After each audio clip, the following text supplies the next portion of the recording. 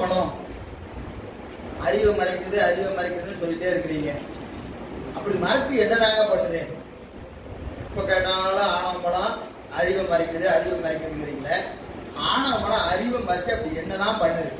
என்னதான் பண்ணுது அப்படின்னா அடுத்த பாட்டு சொல்றாரு. பன்மொழிகள் எண், பன்மொழிகள் எண், உணரும் பான்மை தெரியாத தன்மை இருளார் தன்மை. அவர் என்னங்க அப்படி செஞ்சுட்டாரு? யாரு? ஆணவ மனம். காலையில இருந்து அவரை திட்டிகிட்டே இருக்கிறீங்க, அவரை திட்டிகிட்டே இருக்கிறீங்க. அவர் என்னங்க அப்படி செஞ்சுட்டாருன்னா, அதெல்லாம் ஒண்ணு இல்லையா, நான் அதை செஞ்சாரு இதை செஞ்சாருன்னு என்னத்தை போய் சொல்றது? என்னத்தை போய்? பன்மொழிகள் எண். பன்மொழிகள் என்னது? இப்படி வந்தது, அது இதை செய்யும் அதை செய்யும் அப்படி செய்யும் இப்படி செய்யும் ஒன்னும் விளக்க வேண்டாங்க. எப்படி சொன்னாலும் உங்களுக்கு புரிய போறதில்லை. எப்படி சொன்னாலும் புரிய போறது. யாரு? இருளா. இருளுக்கு ரொம்ப 6 விகுதி போட்டு சொல்றாங்க. அந்த 6 விகுதி யாருக்கு போடுவோம்? உயர்ந்தவங்களுக்கு தான் சொல்லுவோம். உயர்ந்தவங்களுக்கு தான் 6 விகுதி இல்லைங்களா? திருஞான சம்பந்தர், நாவுக்கரசர், சுந்தரர், மணிவாசகர், இந்த 6 விகுதி வந்தா அவங்களாம் உயர்ந்தவங்கன்னு பேர் இல்லைங்களா? 6 விகுதி கடைசியா பேருக்கு முன்னாடி என்ன வரணும்? 6ன்னு புரியும். அது யாருக்கெல்லாம் இப்ப நம்ம பேர் வச்சா குழந்தைங்க திருஞான சம்பந்தன், மணிவாசகன் அப்படிதான் பேர் வைக்கணும். மணிவாசகர்னு பேர் வைக்க கூடாது. அவன் மணிவாசகர் எப்ப ஆவான்? நல்லா வாழ்ந்தா உலகம் அவனை சொல்லணும் மணிவாசகர் அப்படின்னு சொல்லணும். நம்மளாம் என்ன போட்டு கூடாது? பேருல 6 விகுதி நமக்கு நாமே போட்டு விட்டா அது இவர் செஞ்ச வேலை தான். புரியுதா? நமக்கு நாமே 6 விகுதி போட்டுட்டா அது யார் செஞ்சது? இவர் நல்லா வேலை செய்யறான்னு அர்த்தம். யாரு? இருளார்.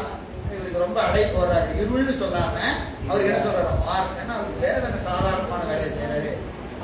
இவரு சிவத்துக்கு இணையா வேலை செஞ்சிருக்கிறார். சிவத்துக்கு இணையா வேலை செய்யறது யாரு? ஆணவ மனம் தான். ஏன்னா அவரு எல்லாத்தையும் கொடுத்துட்டு இருக்கிறாரு, இவர் எல்லாத்தையும் கெடுத்துட்டு இருக்கிறாரு. அவரோட தொழில் எவ்வளவுன்னு பாத்தீங்கன்னா அதுக்கு கொஞ்சம் குறையில்லாம யார் செஞ்சுட்டு இருக்கிறார்? அவர் கொடுத்துட்டே இருப்பாரு, இவர் அதை என்ன செஞ்சுக்கிறாரு? கெடுத்துட்டே இருக்கிறாரு. அப்ப இவர் சாதாரண ஆளை நினைச்சு பாருங்க. உங்களுக்கு திரைப்படத்துல கூட ஒரு பெரிய மாஸ் ஹீரோ காட்டணும்னா வில்லன் எப்படி இருக்கணும்? ஒரு மாஸ் வில்லனாதான் இருக்கணும். நீங்க வில்லனை ஒரு டம்மியா போட்டீங்கன்னா படம் ஓடாது. புரியுதா இல்லைங்களா? அப்போ என்ட்ரி யாருக்கு? ஹீரோ விட வில்லனுக்கு தான் பயங்கர மாசா என்ட்ரி கொடுப்பாங்க. இது நம்ம திரைப்படத்திலே பாருங்க. உண்மையா அதுதான். உண்மையா அது. ஏன்னா இறைவனுடைய அருளையே இந்த ஆணவ மனம் மறைக்கிறது என்று சொன்னால் இதுக்கு எவ்வளவு ஒரு அந்த ஆற்றல் இருக்கும் என்பதை நாம் யோசிச்சு பார்க்கணும். அதனால இருளார் என்ன செய்தாருங்க? உணரும் பான்மை தெரியாத தன்மை. அறிவு விளங்கலையா? அறிவு எனக்கு விளங்க, அவ்வளவு தாங்க அவர் செய்வார்.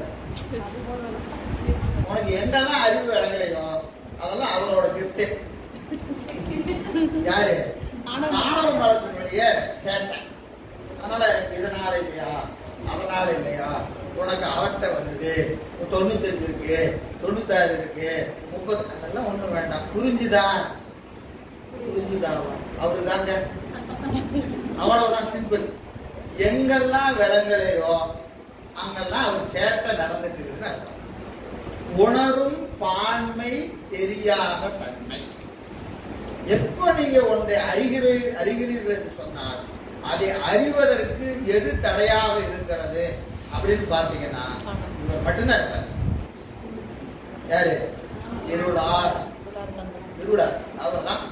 உணரும் பான்மை தெரியாத தன்மை. உணரும் பான்மை தெரிய நம்மளால அறிய முடியல.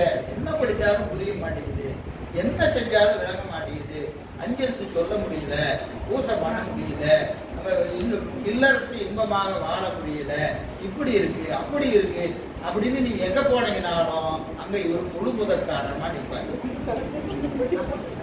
யார் நிற்பா? இருளார் வந்து உணரும் பான்மை தெரியாத தன்மை இருளார் தந்தது. இருளார் தந்தது. எப்பெல்லாம் நல்லது சொன்னா நாளைக்கு பார்த்துக்கலாம் சொல்லுவோமா இல்லையா? நாளைக்கு பார்த்துக்கலாம். ஆமாமாங்க, நாளையில இருந்து ஆரம்பிச்சிட வேண்டியதான். ஏன் இன்னைக்கு கொஞ்சம் வேலை இருக்குங்க, நாளையில இருந்து ஆரம்பிச்சிடலாம். நாளைக்கு கேட்டா பேச்சு மாறவே கூடாதுங்க, ஒரே பேச்சு தான். மாற்றி மாற்றிட்டு பேசக்கூடாது. என்னது? நாளைக்கு கேட்டாலும் அதே பேச்சு தான். நேற்று என்ன சொன்னமோ அதே தான் இன்னைக்கு. நாளைக்கு பார்த்துக்கலாம். அப்படின்னு போயிட்டே இருக்கிறா இல்லைங்களா? அப்ப அதெல்லாம் என்னதுங்க? எல்லாம் ஐயா தான். யாரு? இருளார் தான். அவர் தான் என்ன செய்வாரு? என்ன அவசரம், என்ன வயசு ஆகிப்போச்சு, என்ன வயசு ஆகிப்போச்சு, மெதுவா பாத்துக்கலாம் அப்படின்னு என்ன செய்வாரு? ஆமா, எல்லாம் அவரோட வேலை தான், எல்லாம் அவரோட வேலை தான். மற்றதெல்லாம் பாருங்க, உடனே என்னது வேண்டாததெல்லாம் உடனே செய்யணும்னு சொல்லும், வேண்டியதெல்லாம் நாளைக்கு பார்த்துக்கலான்னு சொல்லும். எல்லாம் இருளார் தந்ததுதான். அதனால பன்மொழிகள் என்ன எத்தனையே சொல்றதுங்க, ஒன்னா ரெண்டா எண்ணி சொல்ல. எல்லாத்துக்கும் காரணம் யாரு? எங்கெல்லாம் அறிவு மயங்குகிறதோ, எங்கெல்லாம் அறிவு மயங்குகிறதோ அத்தனை யாரு? இருளார் தான். இருளார் தந்ததுதான் அவர்களுடைய என்னது மிகப்பெரிய கொடை. இருளார் தந்தது என்று அங்க காட்டுறாரு. சரிங்க, எவ்வளவு ஒரு நயமா சொல்றது. சொன்னாவது கொஞ்சம் பார்ப்போம். கடுமையா சொன்னாலும் நாம கேட்க மாட்டோம். வழி தங்கம் பருவக்கால சாமி அது கொஞ்சம் கிஞ்சி சொல்லி பார்க்கலாமே அப்படின்னு அருந்தி என்ன செய்யறாரு? நீங்க வா, புரிஞ்சுதா, புரியுற மாதிரி அப்படி சொன்னதாயா இது. அவரு மட்டும் போயிட்டா உனக்கு புரிஞ்சும். நீ நல்லவதான், நீயே நல்லவதான். உனக்கு ஏன் புரியல? உள்ள இருந்துகிட்டு இதெல்லாம் பண்ணிட்டு இருக்கிறா. அவனை எப்படியாவது கொஞ்சம் கிளப்புறதுக்கு ஏதாவது வழி பார்க்கலாம் அப்படின்னு என்ன செய்யறாரு? எவ்வளவு பாருங்க, இதுல நம்மளை நல்லா தெரிஞ்சு வச்சவர் யாரு? ஞானிகள் தான். அவங்களுக்கு நம்ம எல்லாம் என்ன சொன்னா கேட்பாங்க. ஆனா நாம யாரு? நீ எப்படி வேணாலும் சொல்லு, நீ அப்படியெல்லாம் சொன்னா மட்டும் நான் கேட்டுருவேன் நினைச்சிடாத. நான் அப்படியே தான் இருப்பேன், அப்படியே தான் இருப்பேங்கிறத நாம இருக்கிறோம் இல்லையா? ஒண்ணும் பண்ண முடியாது. சரி, இப்போ ஆணவ மலம் என்ற ஒன்று